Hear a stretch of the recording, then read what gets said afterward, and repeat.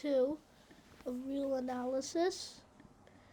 It covers Cantor's theory of cardinality, and the first part is going to be functions. So, question: when do two sets A and B have the same size?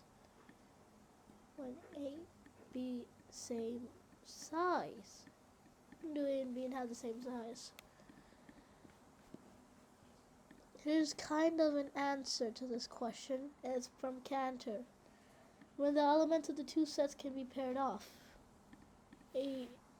Example, A, B, C, 1, 2, 3. I can pair them off. Now let's get into functions. Definition. If A and B are sets, and there exists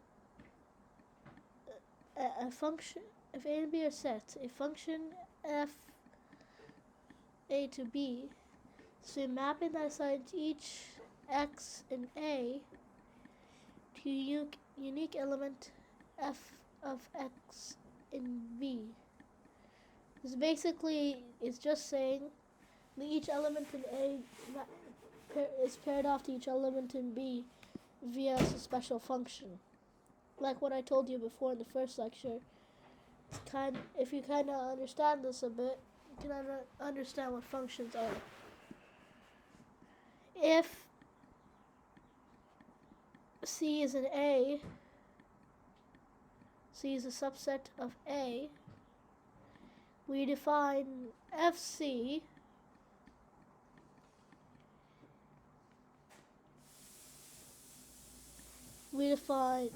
equals to Y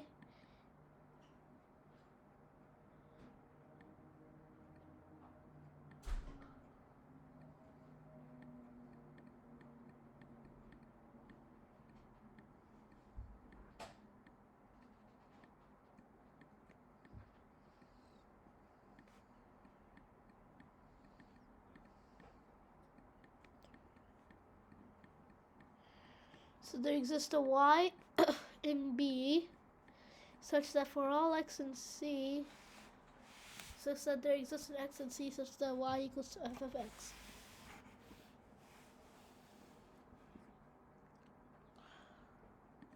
Two.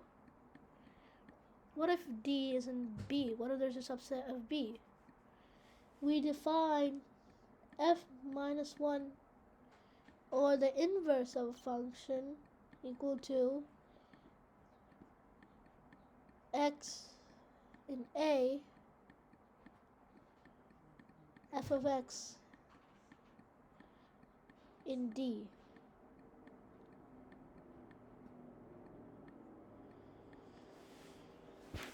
Now, an inverse function is basically doing the opposite of a function.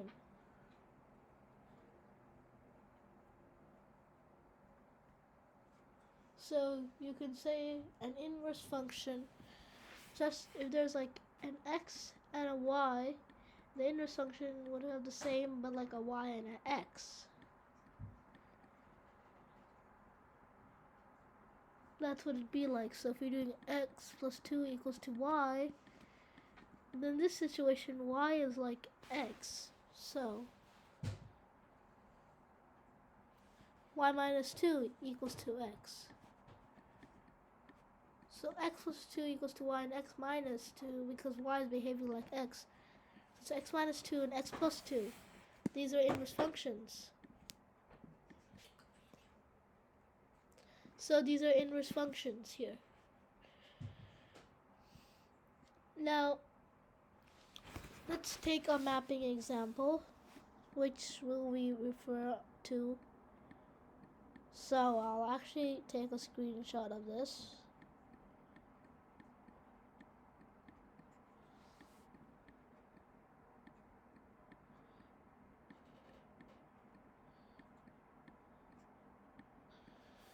So we're just making up our own example over here, which will we use later in functions to define stuff. So 1, basically in the f of 1 is A, f of 2 is also A, f of 3 is C, and f of 4 is D. So, f negative 1a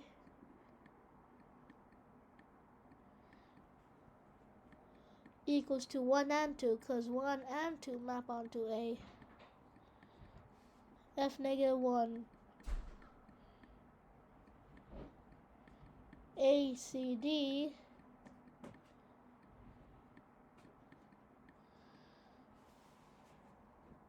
equals to set of 1, 2, 3, and 4. And finally, f negative 1 of B will be the empty set because nothing is mapping on to B. So, now we're going to define some... Yep, we're going to take a screenshot of this.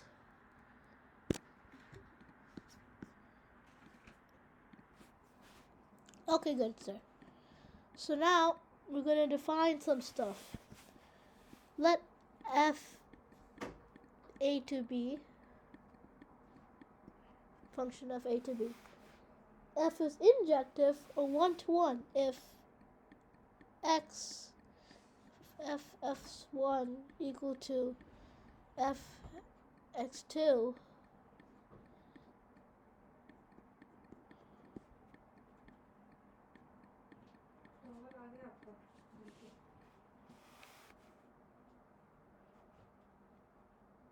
Now we'll show you an example of injective after this.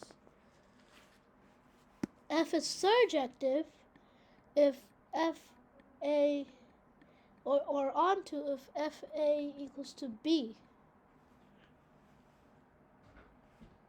So this is one-to-one and this is onto.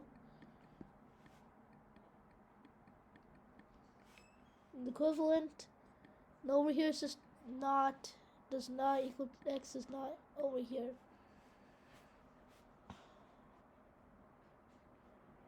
Oh yeah, wait. This previous definition, I'm gonna write that a bit more clearly. Even I'm starting to understand completely now.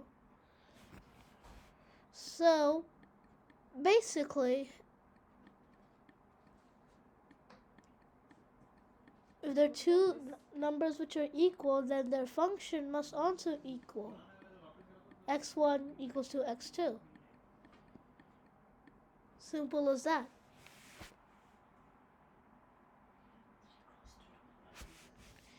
So,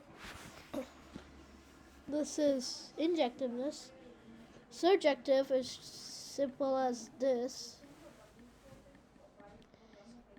Everything is mapped. Equivalent. This is the opposite. Over here, you just take the over here. This is the equivalent. But over here, here's the equivalent for all y equal to b. Or is that in? I think that's in actually. There exists an A. It's an x in A such that f of x equals to y. Oh, yep. Now I can already explain surjectiveness. See, I'll show you over here. This, every element on this side should be mapped on.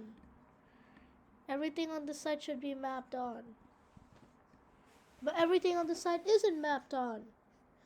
Because there would, for all y and b, so all these, a, b, c, d, there exists an x such that f of x equals to that y. But if you choose y to be b, no f of x equals to b. So this is not surjective. Not surjective. What will be surjective though? Okay, I can make a surjective example over here. Here's a surjective example. Actually, this is a surjective example. So now in this situation, it's kind of the opposite. Not everything here is x.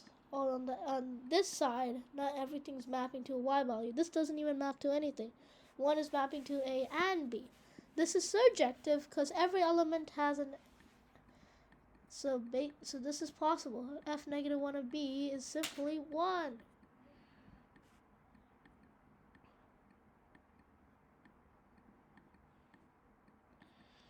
Simply works. I'm pretty sure this is not injective because fx plus 1.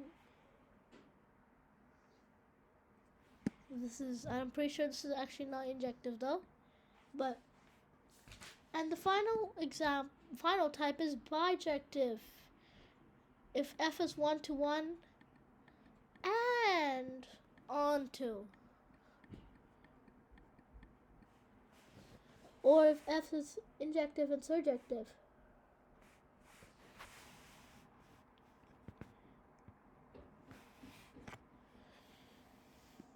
So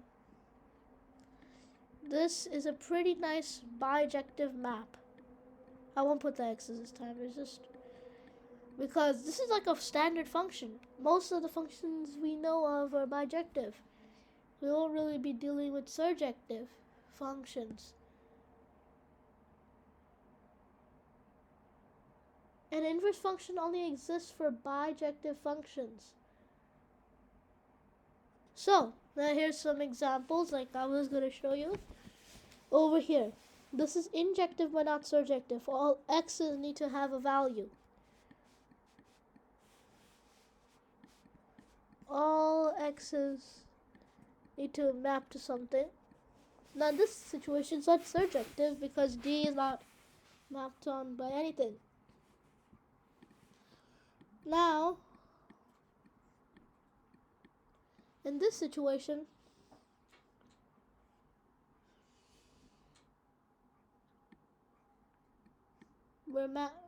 two elements are mapping.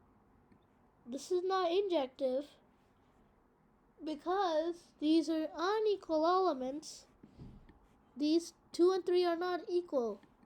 So as previously, this makes sense now. F of 2 does not equal to f of 3.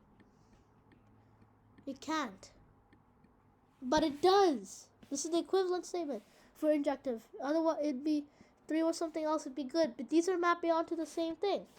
Previously, with my example, when I was showing you my example, when I mapped everything, that's not actually injective. This is not injective because they must have each must have their own distinct value. That's what injective means. So it could be extra. So it's not bijective.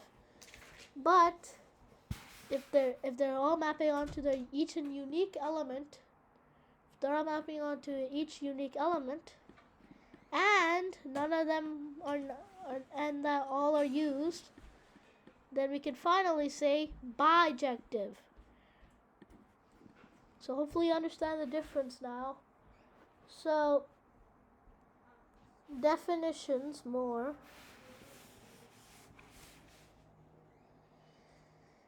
G, F, A to C is defined by, this is a composite function.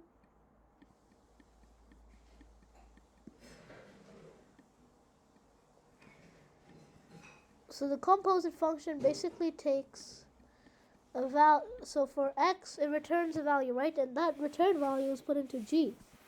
So this is the composite function. G, F, or G times G, F times X. Or finally G, F of X. So this is the composite function. And now we have the inverse function. If f to a is bijective, then f negative 1 is b to a. I was telling you this earlier. It's just the complete opposite. So here's a bit more rigorous. If y is in b, then inverse function of fy is the unique element in A such that f minus 1 y equals to y. f minus 1 y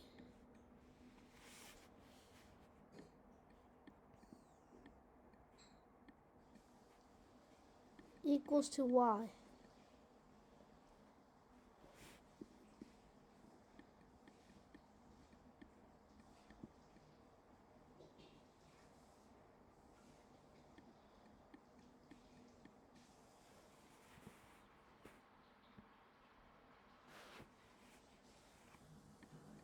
Y is a unique element in A such that this statement is true. Inverses only exist for bijective functions. So, just to clear things up, and this is actually our last final remark.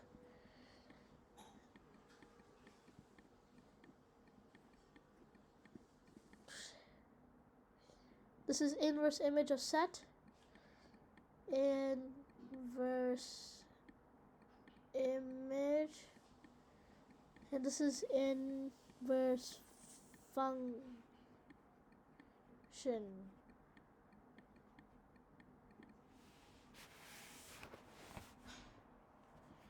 So next part we'll talk about cardinality, which is basically related to bijective functions. So it's important to know about these type of functions before we continue on to cardinality. So anyway, bye.